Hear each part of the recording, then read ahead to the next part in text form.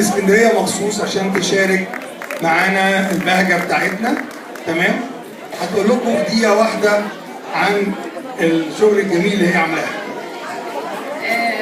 احنا مؤسسه وسيله الخير في اسكندريه جايين معانا شويه يعني فرق اسكندرانيه كده بتقدم حاجات مميزه، منها فريق الرواد لعرايس الماريونيت هيقدموا لنا بتدريب الاستاذ هشام نصرت والاستاذه بوسينه فرغلي، وهيقدموا لنا عرض ماريونيت اللي بيحركوا العرايس اولادنا من ذوي الهمم، داون سيندروم واعاقات فكريه ثانيه، ونتمنى انكم تستمتعوا.